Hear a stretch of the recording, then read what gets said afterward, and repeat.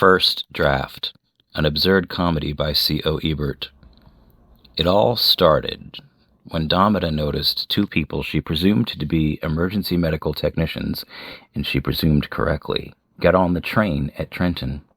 One of them, a rather fit-looking person in their 50s, carried a gym bag.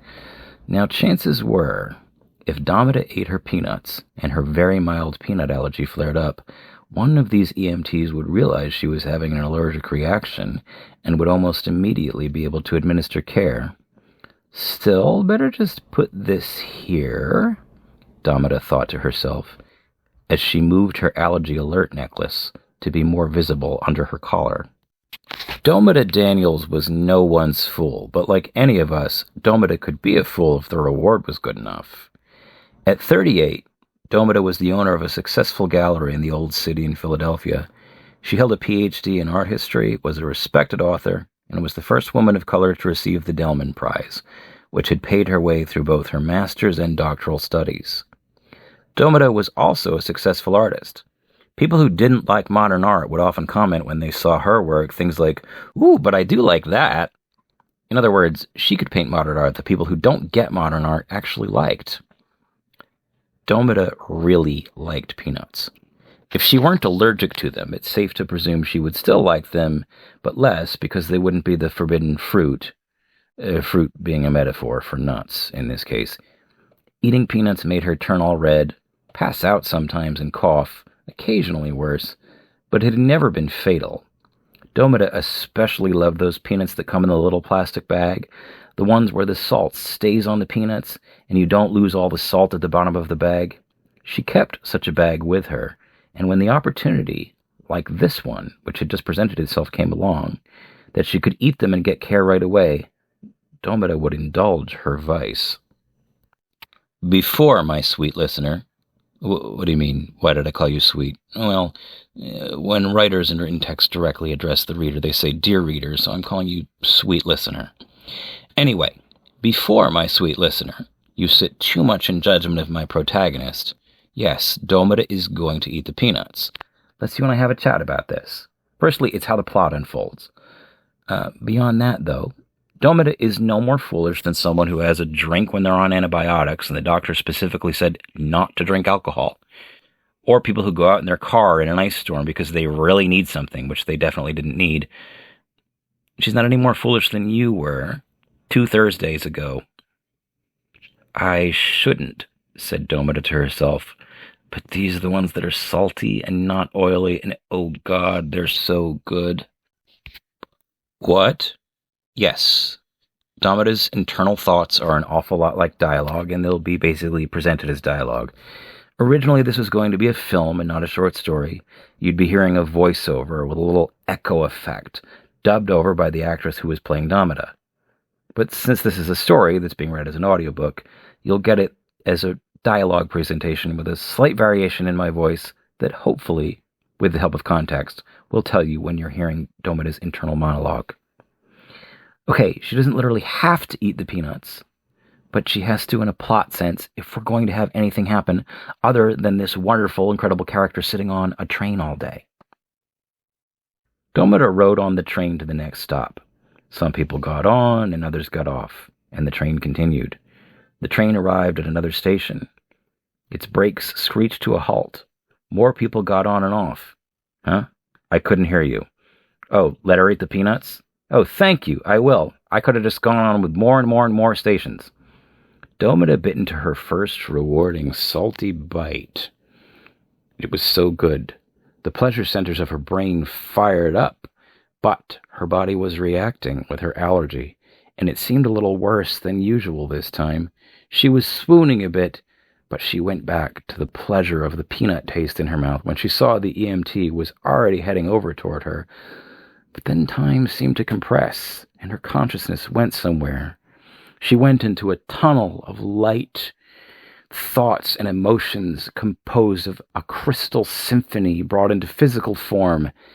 And that's what you'll have to settle with, because again, it's an audiobook, and I don't have a special effects crew to digitally render what her transition to the afterlife would have looked like. Domita now found that all the profundity settled down. Somehow, even in this place, was this heaven? A sense of normalcy had been restored. Everything seemed to be made of white light and marble, at least the floor and the walls. There were chairs and a desk and other items, well, that just looked like something out of an IKEA catalog, mixed with other things from a Target ad, and a few things that had been bought at a yard sale. There was a large, ornate desk, which for some reason seemed to have a 1980s Commodore computer on it. Sat behind it was a masculine but aged Caucasian man with long white hair and a beard and a toga. The being she presumed to be her creator, the source of all things, spoke. "Hey, Domita," he said. Are you God?" "Yeah," he said. "Hey, wait, you mean... Okay, so you aren't remembering your last 7 near-death experiences from the peanut-eating thingy that you do?" Domita searched her brain. Wait, yeah, she did kinda. Sort of. She remembered she'd met God before, and also that it had turned out God was not all that impressive, but ultimately God was still pretty alright anyway, considering she dropped into his office on a regular basis. "A little bit, but you were a cat before." "Yeah," he said. "That's you. I rarely assume my actual form, only do that on special occasions. When people are having an NDE, that's near-death experience, I assume whatever form you imagine me to be. And I am, gotta say, I do not necessarily feel good about you imagining me as an old white man. Though, I mean, at least I'm buff. I used to look like this a lot during my Zeus years. Usually, since I've been doing the Yahweh, Allah, Jehovah stuff, people imagine me as a stern old dude with anger management issues." "I do not think of God as a white guy," Domita said. "Ooh, I've been playing a lot of God of War, though, lately." "Yeah, that would do it," God said. "What did I imagine you as the first time?" she asked. "In order, first you imagine me as yourself, then Papa Smurf, then the Burger King, then Michael Jackson, Optimus Prime, Beyonce, a cat several times, and now Zeus." "How old was I when I imagined you as Optimus Prime?" Domita asked. 29, said God. "Bay Optimus or G1? "Oh, G1, said God. "And when I imagined you as the Burger King, 2000's creepy Burger King, or the 80s trying to be a Ronald McDonald one?" she asked. "80s, said God. "Which was the closest to your real form?" asked Domita. "None," said God. "But if I had to try to come up with the closest, smush Optimus together with the cat, so... We've got about 7 minutes until you revive on Earth, so... You want to ask me some questions you won't be able to remember the answers to once you're awake again. I mean, we always end up here, and you always ask, so... To pass the time? Okay, said Domita. "When will I be a success?" 5 years ago, girl, said God. "You're an accomplished academic, amazing artist, respected community member, super cool chick, beloved child and sibling, successful business owner. If you want to know when you'll accept yourself as a success, that's one that I neither know nor control." "When will I meet my soulmate?" asked God. "Soulmates are not a thing," said God. "But you'll meet the life partner you'll be happy with in 5 months. 5 months? Said Domita, shocked. "Seriously," said God. "You can't wait 5 months?" "Boy or girl?" asked Domita. "Yes," said God. "Wait, were you answering about my true love or my first kid?" asked Domita. "Yes, I was answering about one of those things," said God. "Okay," said Domita with a smile. "That works. When will racism, sexism, homophobia, and all those things be over?" asked Domita. "Kinda 2057, said God, "but unfortunately that is when cybernetically augmented humans become a significant portion of the population, and the bigots stop hating other humans and hate cyberhumans instead."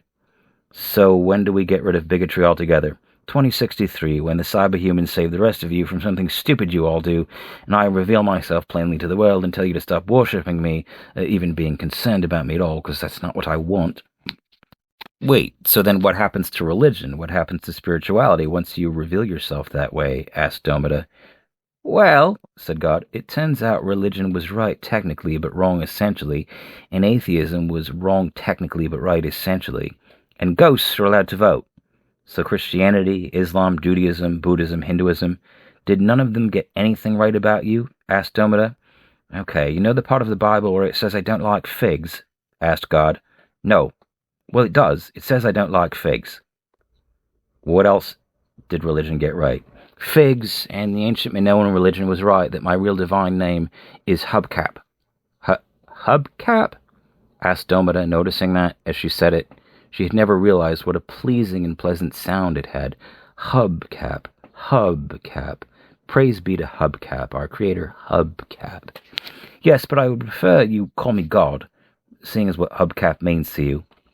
Wait, if you don't like figs, asked Domita, why did you make them? Because not everything is about me, said God. I'd be a shitty creator if everything was. Aren't we all part of you? Asked Domita. No, said God. You are you. Your individuality is the most divine thing about you. The goal of a good creator is not for its creation to rejoin it, but to go beyond it. Hopefully one day. Of course, my creators don't think I should move beyond them, said God. But they're a harsh audience. Wait, said Domina. If you have a creator, then do they have creators? Infinite regress? Turtles all the way down? Asked God. No, not really, see. See, when you go beyond linear time and past circular time, and you get to that place where time is kind of a jerk, and then eventually to the place where time is nice, almost too nice, you finally arrive to a place where time is... Well, I can't explain it to you. But imagine a place where causality and time agree to create a startup together, and time is the CEO and causality is the CFO, but they work together on operations because they don't have the budget for a COO. Hence, no infinite regress. Why do you sound like you have low self-esteem? Asked Domita. You, said God, you, every time you do the peanut thing and come here, you think I'm a lousy creator, and the rules of reality that I chose suck. Well, no offense, said Domita, but they kind of do suck. I mean, why do pets die earlier than humans? Why am I allergic to peanuts? And if I want to be able to divide by 0, I should be able to. God sighed. Sorry, said Domita. Hey, why don't you tell me the meaning of life? I bet that'll cheer you up. Asking God the meaning of life is like asking the waiter what you're going to eat when he is waiting to take your order, God grumbled.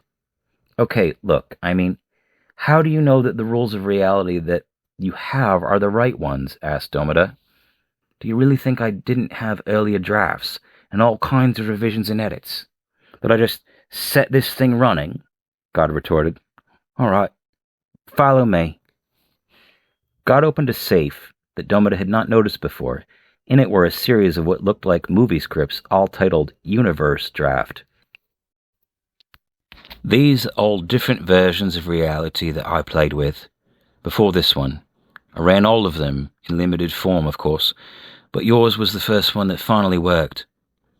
Domita noticed one buried under all the others. It had a blue ethereal glow about it. What is that glowy one at the bottom? God withdrew the glowing script from the safe. He eyed it like a parent who looks at a photo of a child who never visits, or someone regarding the image of a former lover they will never get over. He had a tenderness and sadness in his eyes. My first draft, said God. I really loved this version of reality. Some of the things, though, seemed too ambitious. Others too beyond me to conclude. Others seemed contradictory. But there's something about this draft that no other draft, even the one that you live in, that I ran full scale, never quite had. But why is it glowing? None of the other drafts are glowing, asked Domita. Well, God said, I never had the heart to turn it off. I always kept it running, just a few galaxies, mind you. Sounds like you had some good ideas in there, said Domita, putting her hand on the script. Maybe with a second pair of eyes, we could make some of them work. First of all, those EMTs are going to be reviving you in 1 minute. And secondly, I never show anyone my non-final products. God pulled the script back with force. Domita grabbed it. I'm a fast reader, she said. Domita and God played tug-of-war with the script, yanking it back and forth, but after a few tugs, it flew out of its binding. The pages, still glowing, began to encircle them and made a kind of vortex. Oh, crap, said God. Soon, God and Domita were surrounded by the pages and found themselves plummeting through a vortex, falling through space. Oh, God, said God. Oh, Domita, said Domita. They were rolling through the vortex. Domita's boots and socks vanished. She noticed leather driving gloves appeared on her hands. She glanced at God. He had lost his Roman sandals, but now had oven mitts on. Reality frame shift, said God. You always lose your footwear, but gain handwear.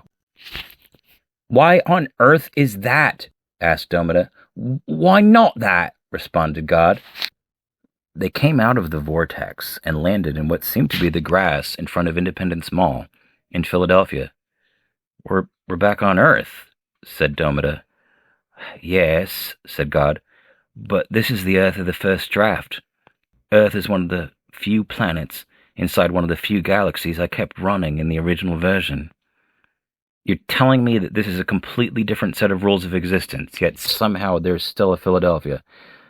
Well, said God, there were certain things I always wanted in my creation. I always made sure to find a way for them to be in every version of reality, even as I changed the world building. I think human writers have a term for it in your world. Lazy writing, said Domita. I was going to say writer's convenience, said God. Oh, crap, said Domita. What? Asked God. You told me that I only had 7 minutes until I had to go back into my body. Okay, said God. Some of this is counterintuitive. The main universe, heaven, and my office are all in one time-space continuum. Heaven and your office aren't the same place, said God. My office is my office.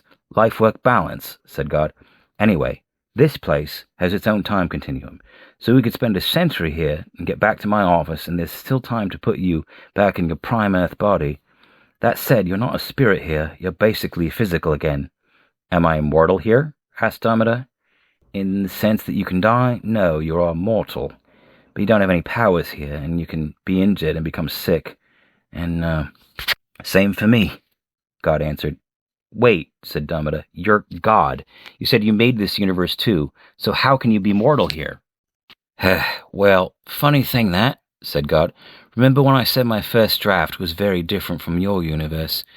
Well, in this universe, I'd thought maybe I would reveal myself plainly to everyone at the beginning of time, and also pass divinity on to someone else, like we take turns at being God. See, the software this universe runs on lets me designate different beings in different universes I am running to be the divinities, but I only paid for the pro version and not the full-blown enterprise version of the software, so I can't just override the divinity settings here in a singular universe. So they remain with the divinity passing from being to being, like a round robin, so no one is God for too long here, as I originally set it. Who exactly is it that you would need to pay a software license to for the enterprise version? Asked Domita. The super gods, said God. Who are the super gods? Asked Domita. Well, exactly what the name implies, God said. So you're not omnipotent here? Asked Domita. Not even close, replied God. Omniscient? Asked Domita. Ish, said God, shaking his head. So what can we do? Asked Domita. Well, said God, in 4 days, the godhood of this universe is due to pass from its current host, if you're going to call it that, an oak tree named Lindsay, to the actor Ralph Macchio. Trees can be God here? Asked Domita. Yeah, trees walk and talk and stuff. Most plants are sentient to the degree of animals, and trees are intelligent. Ralph Macchio is the guy who played the Karate Kid in my world, said Domita. Here too. He's just the next person up for godhood. Anyway, if we can intercept it and I can get the godhood, I can get us out of here. But we'll need to navigate this world without any real powers. Seems a lot like my world, said Domita. Okay, said God. In some ways yes, and in some ways no. Look at your left pinky finger. Domita removed her driving glove and saw a small hole in the top of her pinky. That hole is how you go number 3 here, said God. What is going number 3? Asked Domita. When you build up anger, stress, fear, negative emotions, you expel it every few hours as a tiny lightning bolt. Otherwise, you would get stress, depression, and trauma, God said. On my world, we do get stress, depression, and trauma. Yeah, said God. I've always wondered if I should have kept going number 3 as a thing that was still around. Like I probably originally made a note not to have regret and one-way time both exist in a singular universe. Other things are the same here but different, God said. You should have a wallet with appropriate currency representing whatever you had on you when you ate the peanuts in your world, but adjusted for this world. Can I have $1? Domita reached into her wallet and pulled out a $1 bill. It was completely the same except for the fact that it said, in God, parenthetical share, we trust, indicating that share was God when this dollar bill was issued, and George Washington's portrait was a full-body shot of him, posed in tasteful nude. Why is George Washington naked? Asked Domita. You don't become a successful politician here without being nude in public a fair amount of the time, God said. Not my idea. People and trees came up with that on their own. God proceeded to walk over to a fruit vendor stand. 1 bunch of bananas, please, said God. The vendor took the dollar bill. God proceeded to start talking to the bananas. Are you ready to be eaten? God asked. Nope, said one of the bananas.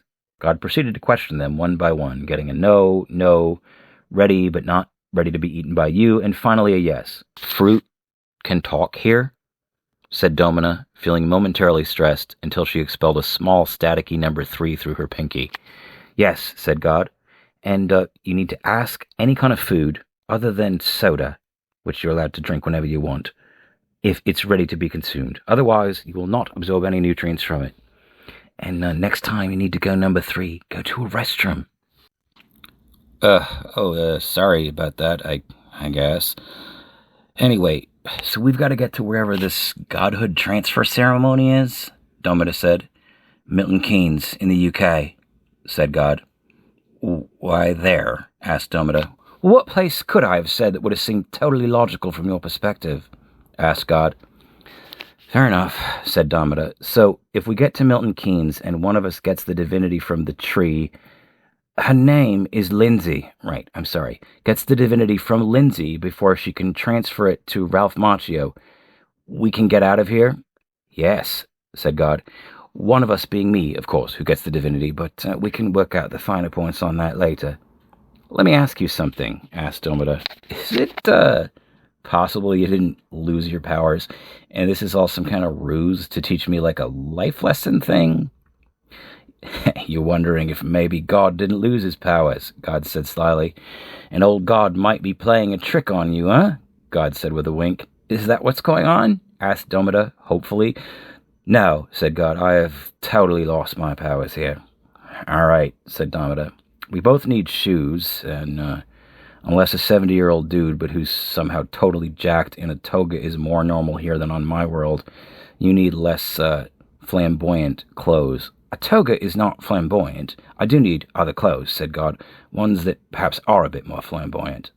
But no, it's not any more normal here for me to be walking around like this.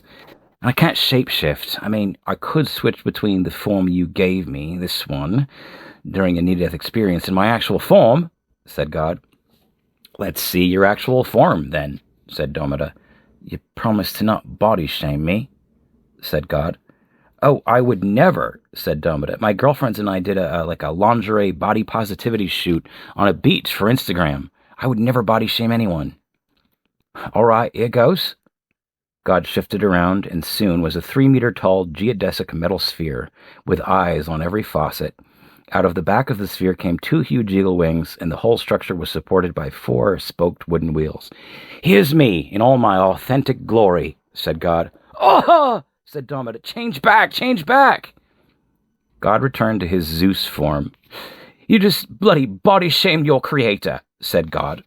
No, said Domita. It was just too sensual and erotic, and I think of you as a sibling. You're a liar, said God. Okay, but I'm sure someone out there would find you beautiful in your actual form, God. Really, because I think it turns out, when I'm kind of mortal like this, I might be pansexual. God saw Domita was freaked out and stopped talking. Yeah, God, I guess that would track for a divine being. But, what were we saying? God was sullen and sad for a moment, then did a quick number 3 and felt much better. Right, we need to be getting footwear, as you were saying. And then, said Domita, we need to be getting to an airport. At least I'm assuming that's the only way even on this world from Philadelphia to the United Kingdom. Well, there is the possibility of beating the wind in a poker game, but the wind cheats here, so airport it is then, said Domita.